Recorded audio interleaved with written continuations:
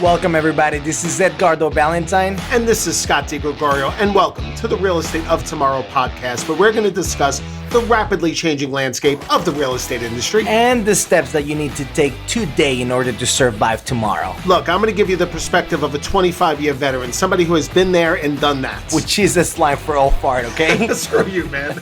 Look, I'm going to give you a fresh perspective from somebody that's applying those steps today. So that basically means you're young and you don't know shit. All right. Let's get this started.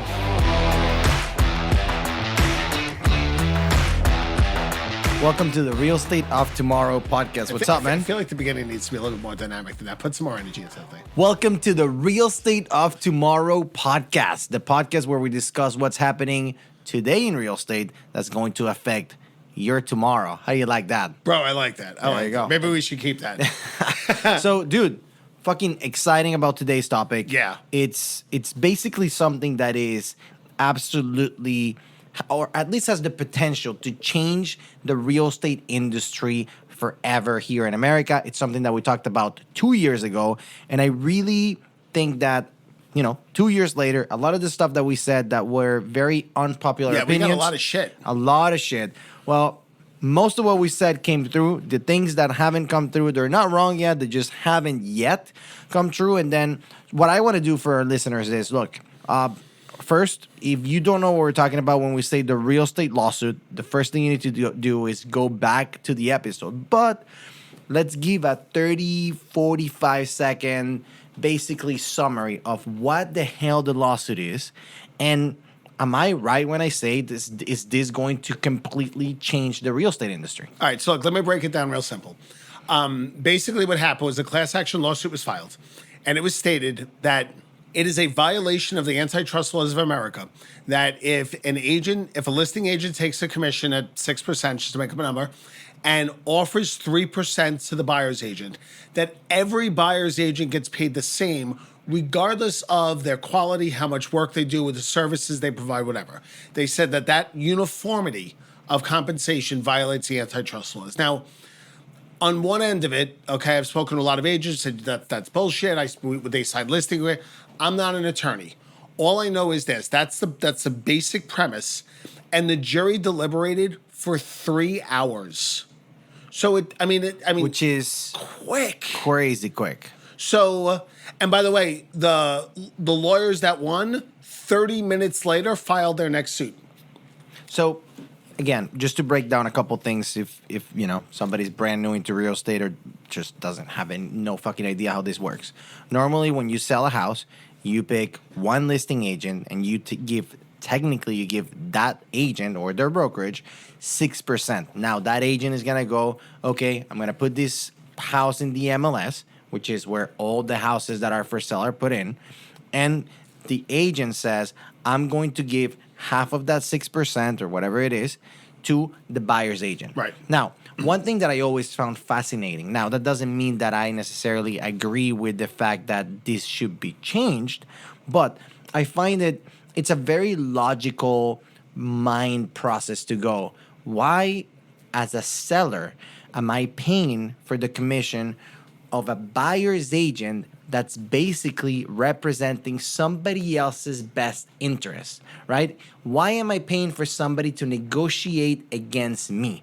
And when I heard that, when we talked about that, whether we agree or not, and unfortunately, this is something that hurts a lot of people, and I really think it's going to end up hurting the consumer.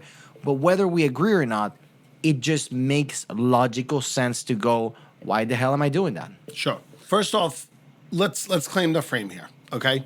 We're not lawyers. Well, a couple things. A, we're not lawyers, for sure as hell not. But secondly, a good agent earns every nickel they make, okay? And they provide a tremendous value to people because buying and selling homes is incredibly emotional. And a good real estate agent can take the emotion out of that and apply logic to it. Okay, so, and we've made a living off the real estate community. We love the real estate community. So if it was up to us, everything would stay the same. The thing is, it's not up to us. And the horse is out of the barn already. So, can it change the real estate industry forever? It can. To some extent, I think it might. But when we look at the range of things that can happen here, right? If I just look at the two extremes, and generally speaking, things never end up on either extreme. But one extreme is the sellers go, okay, I understand I don't have to pay the buyer's agent, but if I want to actually sell the house, I need to pay a buyer's agent, so I'm willing to pay a buyer's agent. And in that case, I don't know, outside of maybe a disclosure, I don't know that much changes at all. That's it. We get an extra paper that you need to sign, and we move on in life. Nothing changes. Right. That's best case scenario best for case. the agents. Everything remains status quo. Yeah, and by the way, it's worth mentioning that Washington State changed their rules where you no longer have to like do the automatic sharing thing. And I did some research on that, and today they changed it a couple of years ago because of this lawsuit.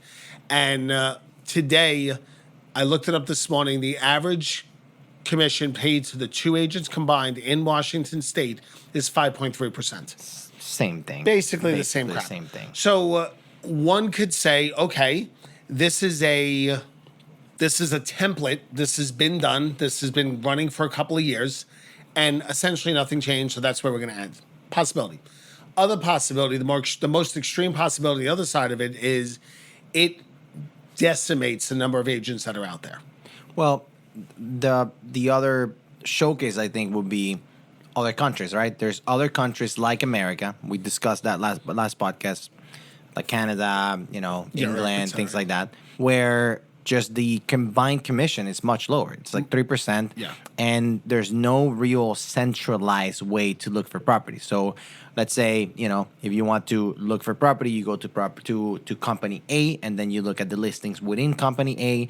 And then if that doesn't work, then you need to go to company B. Kind of like rentals. Exactly. There's no real centralized way for you to look for property. So that's an option. Sure. So look, there's a lot of uncertainty here. And Ed, I don't want to spend a lot of time guessing. Speculating. Okay, because who cares? Here's what I know. Okay, here's what I believe is a big misconception in a lot of the real estate agents I talk to. They go, NAR's going to appeal this. The appeals process is going to take years, so I have nothing to worry about today. And I think that is a gigantic miss, and here's why. Let's say you and I owned a large real estate brand. Okay, maybe not large enough to have been named already, but large, top 100. Sure. I go to you and I go, bro, what do we have to do? What policies do we have to change? What things do we have to begin or stop or whatever to make sure that if we get named, we don't get destroyed? Because the total lawsuit settlement was for $1.8 billion, but it's with antitrust things, you could get something called treble damages, which means triple. So actually, it's $5.4 billion, which, for the record, all of the plaintiffs combined, or the defendants combined, don't have $5.4 billion. Like, I took some time, because these companies are public, and went and looked at their financials, and they don't have, based on what I saw, and it was not a forensic accounting of it, it seemed to me like it's almost impossible to write that check. So these are monstrous figures. Monstrous figures. And it's going to be very interesting to see how this plays out. But a lot of companies are going to go on the defense and go, okay, I'm going to make changes immediately to cover my ass. I could see real estate companies do it. I've already know that MLSs are doing it, right? Our local MLS now, you don't have to put in a co-broke. That's a new thing. So the misconception that I don't have to think about this for 2 to 5 years, I think is way off. What are your thoughts on that? Well, no, I absolutely. I think immediately, at least the agents need to have a good rebuttal to the question that, as this comes out, agents are gonna get, which is, why do I need to pay a buyer's agent if, legally, I don't think it's required anymore, or legally, it sounds like it's not something that I should be doing. And the answer needs to be thought out, and needs to, we need to put some thought as agents on how we're going to rationalize for a seller to spend, in some cases, hundreds of thousands of dollars to get that agent to work with you. And that's what I think it's going to be the most immediate the most immediate reaction from just a realtor is, how am I going to be able to explain myself why it's important to pay for the agent today? Because look, a lot of these things can take a long time, right? Like, what is NAR gonna do? What are your specific company? What's your specific company going to do? Like, those are things that if I'm a single agent listening to this, you really can't control. You're just sitting there and kind of waiting for the higher up to make their decision. So my invitation is, now more than ever, you should, especially if you work with listings, is you should have a good script on why it's not going to be enough to just put the 3% for the listing agent. Another question I have for you, man, is, and I struggle with this. I was of the opinion that listing agents will suffer more with this. Extremely unpopular opinion. The more I talk to people, everybody thinks that this ends up hurting the buyer's agent drastically more. Which was my position. Yeah, fair. We still don't know, but fair. When I talk to the agents, the overall consensus is, being a buyer's agent is a lot harder. There's a lot more work that comes into play than when you're just listing a property. If that's the case, then why don't you see this ending up with a lot more FISBOs that are out there promoting that they will pay for a buyer's agent but not necessarily use a listing agent? Here's the thing. Forever, right? There's a class, like Florida Realtors has a CE class called You Need to List to Last. The agents that control the inventory have always been the top agents in every market, every scenario, every time.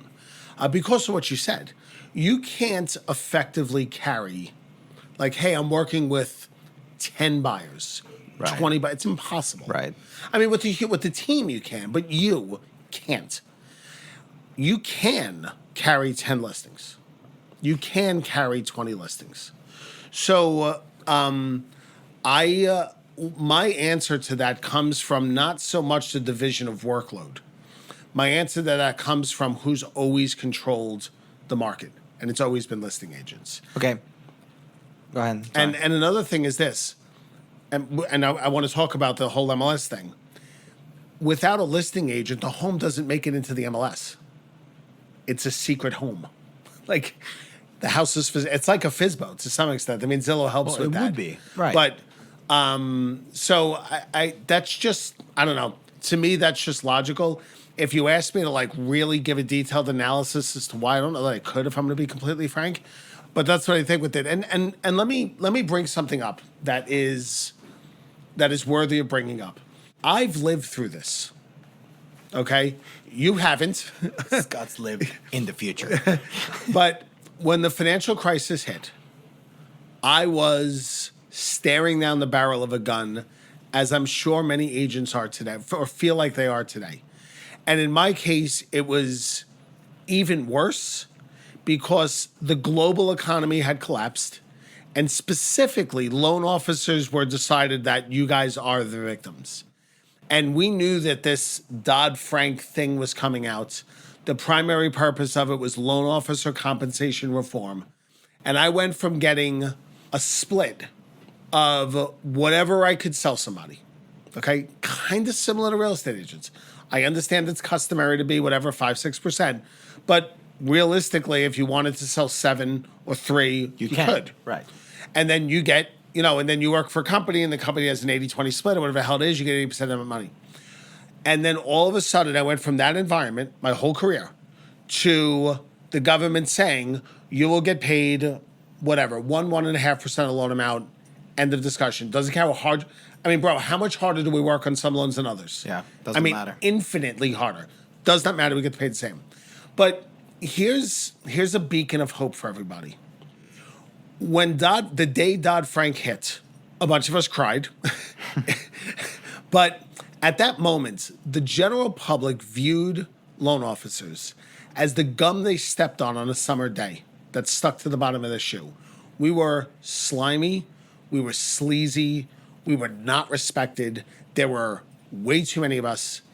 And what happened now where, whatever, 15 years later, okay, what happens? Well, the bad players in the mortgage industry left. Okay, the people that weren't serious left. And the image of the professionalism of the profession went up through the roof. Okay, where we are now on par with CPAs, financial advisors, etc. So I think the silver lining in this is that I think we could land there as well as a real estate community. And I don't talk to, and this, what I'm about to say may offend some people, and no offense, but I'm yet to talk to an agent who doesn't feel that there's too many real estate agents around. Yeah. So maybe this is a way to really extend the professionalism of the industry. And I could speak for myself. I make way more money. I made way more money in 2011 than I made in 2007, even with these restricted income guidelines. Yeah. My biggest concern with this is I feel like there's going to be a time frame where the consumer is going to be the biggest loser here, because the truth is the buyer's agent do a good buyer's agent. It's an important person to have in your corner when you're buying a house. So true. There's so much that they do that goes unseen. And look, a lot of times, and I was talking to agents about this, we have the wrong perception that an agent is a door opener. And if I don't need the agent to open the door and find the house, then what the hell are they doing? But the truth is, in many cases, the agent is the one that introduces the good lender and says, hey, I know you have a letter from, Quicken Loans, but that's just not going to make it in the marketplace. You're going to get a better offer, or you're going to get an offer accepted a lot faster and a lot easier if you talk to this consultant or that consultant. It's the person that goes, hey, we need to protect you when we write the offer, and making sure that we put this contingency and that contingency is going to be a lot better. Like there's so many little things that go unseen when you go through the process. And unfortunately, a lot of times, if you have a very successful process, a very successful purchase, it is successful because you don't see all the millions of things that could have gone wrong, that thanks to your agent, it didn't go wrong.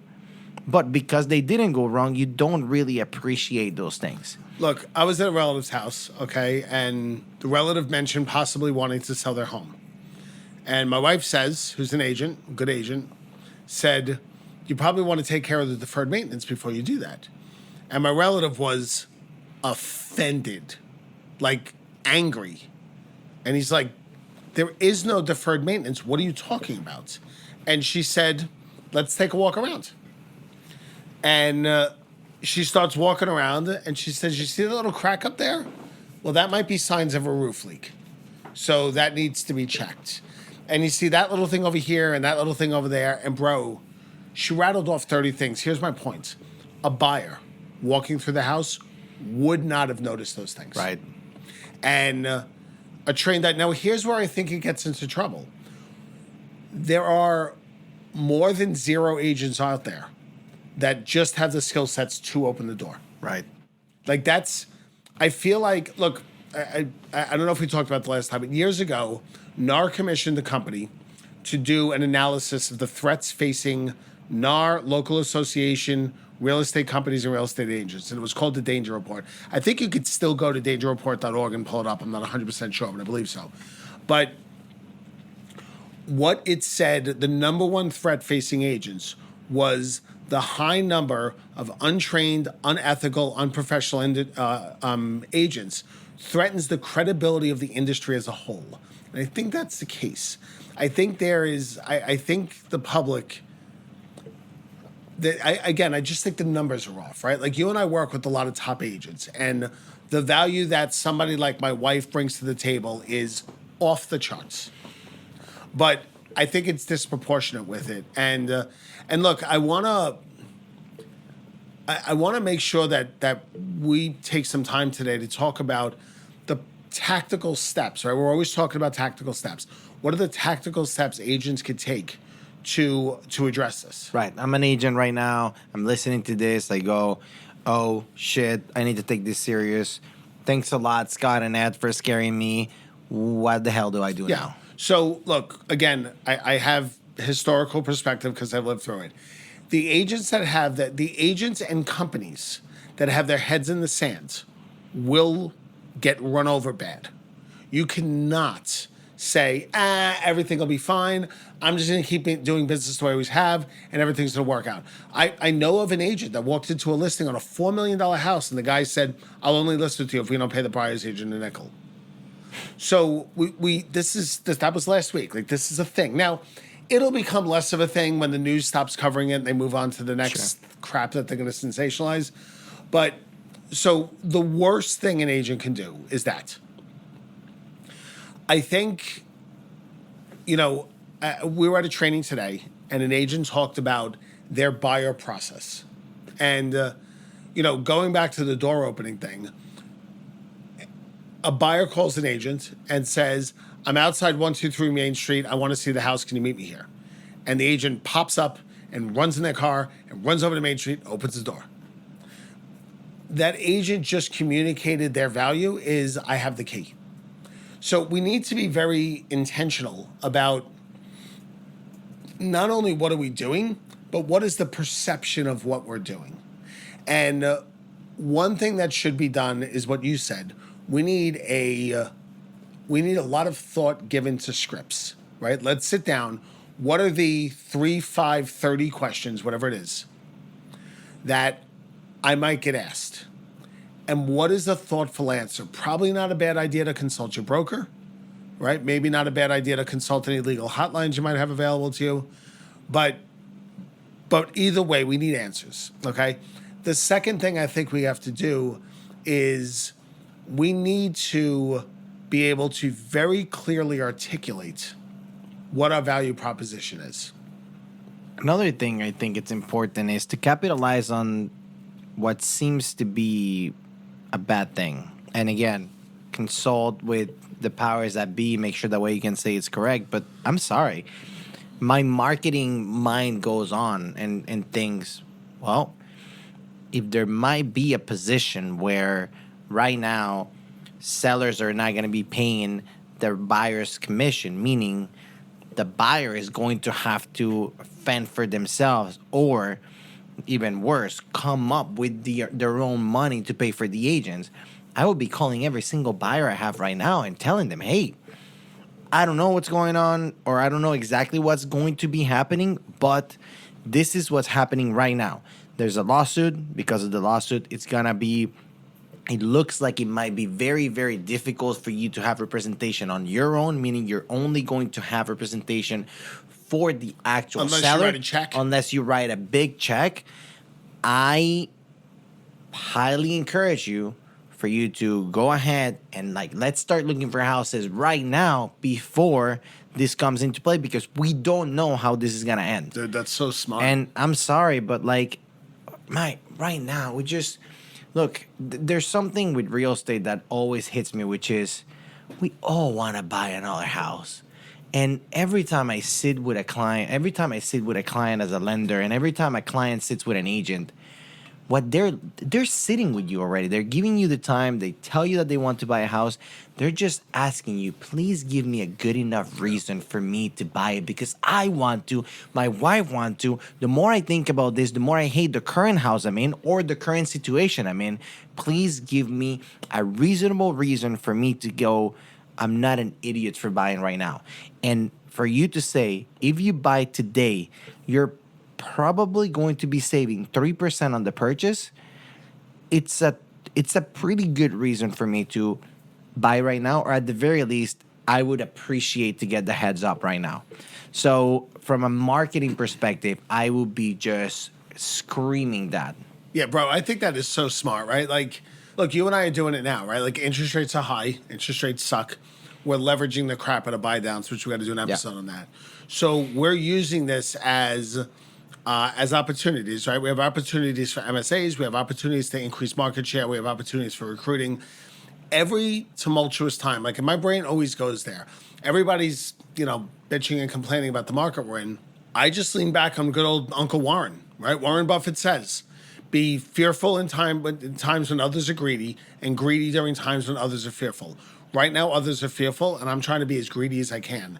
And we're having kind of miraculous results. Yeah, we're having a lot of success we're with that. crushing it. Yeah. So, and I don't say that to brag or anything. I say that as a vote of optimism, where whenever things like this happen, the smart play is to look around and go, okay, where's the arbitrage? Where can I make money here? And what you just said is a perfect opportunity is a perfect example of that we have to consider. So that's it. 2 actionable steps. 1, put on your marketing hat and think now is the time to reach out to all my buyers and tell them, hey, I don't know how long this will last, but right now I'm free for you. Even though I know you can, I know you can't say free, but figure out a way to say it and tell them you don't have to pay for me right now for my services, and you really need representation for this.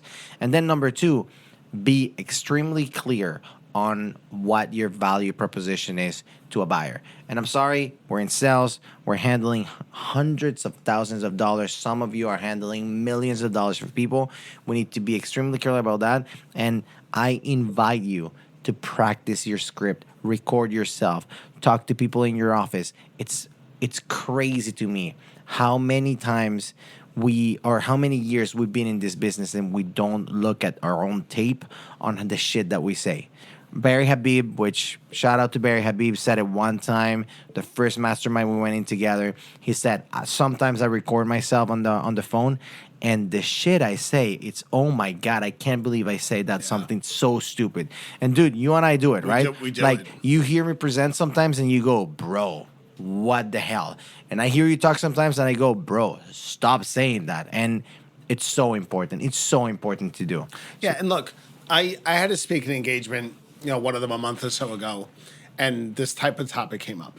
And I said, okay, guys, we're going to play a game. You over there, there's 70 realtors in the room. Why should I use you? And she's like, well, I've been doing this a very long time. I'm an expert in the market, and I'm going to serve your best interests. I said, great. You over there. Bro, I'm sorry. That's a watered down answer. Well, even if it's honest, it's what everybody says. I was going to say, it's a watered down. It doesn't mean it's dishonest. And by the way, I happen to know the agent. She's a 30-year veteran, and she's a boss. So it's correct. The problem is when everybody says the same shit, it has no meaning. It's like, the world's number one, right? Like the car companies. How many number one awards are there? Like, I don't understand. Like, how could 43 different car companies all be number one? Like, no, there's one number one. You and I are both athletes. Like, there's one number one. Right. And lenders, I have great rates and I have great service. What the hell does that mean? First off, none of us have great rates today. If you want, right? All of our rates suck. And I have great service. What does that even mean? What does that mean? Like it's so. Now I believe as a loan officer, I believe I deliver great service. But when somebody asks me, like, give an example. I have great rates and I have great service. Hey Scott, why should I use you? John. The mortgage industry tells people what they can do. I tell people what they should do. How do I do that? Well, I'm a certified mortgage planner. It enables me to do a comprehensive analysis of your financial situation and make sure that we put together a mortgage plan that doesn't work not only into your current situation, but your future situation, with the goal of helping you develop generational wealth so your children and grandchildren can reap the benefits of the decisions we make. Bro, that's a very specific, actionable thing that, by the way, can be graded.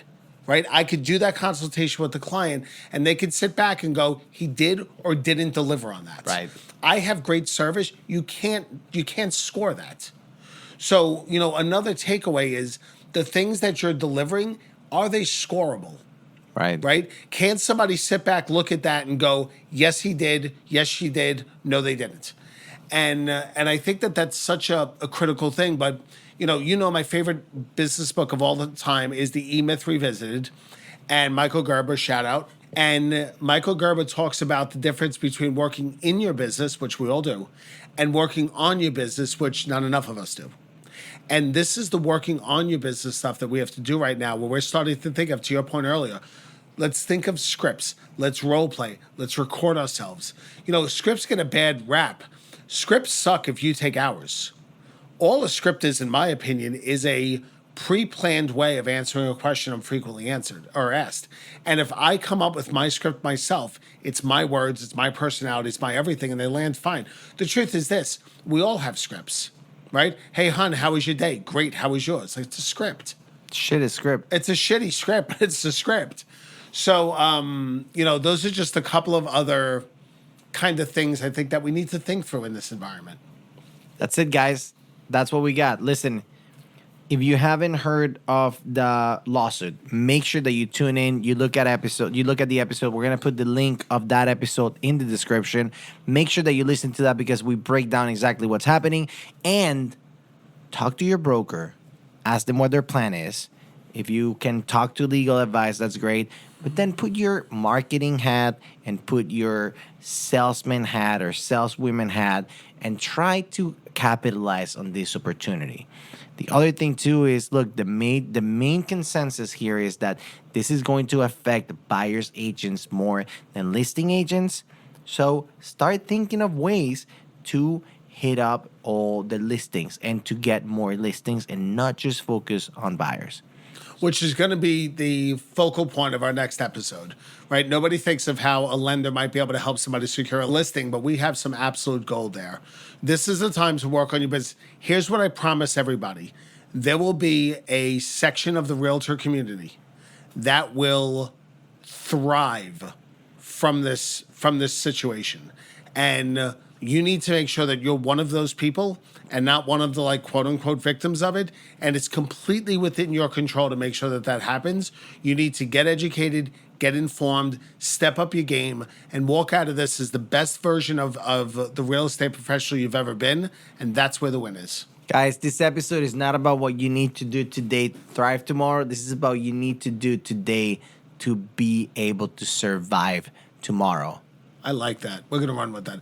All right, everybody. I'm Scott DiGregorio. This is Edgardo. Thank you so much for listening. Make sure you spread this around. Guys, look, as members of this community, we want to do everything we can on our end to play our role and help us through this. Be a leader, be a guiding voice in this. So please share this episode with as many people as you can. Let's get through this together. And please give us comments, give us feedback. Drop a like, but drop a comment on the below. We want to hear what everybody's saying. We're past the stage where people are going, oh, this whole thing is bullshit. Nothing's going to happen. That's over. We didn't talk about it, but there's a mountain of lawsuits that are coming behind this. A lot of them have already been filed and more will come. The people who are benefiting the most from this are the attorneys, and the attorneys see blood in the water, and I promise you they're going to pounce. So, as we always like to say, are you doing what you need to do tomorrow or today to be successful in the real estate of tomorrow?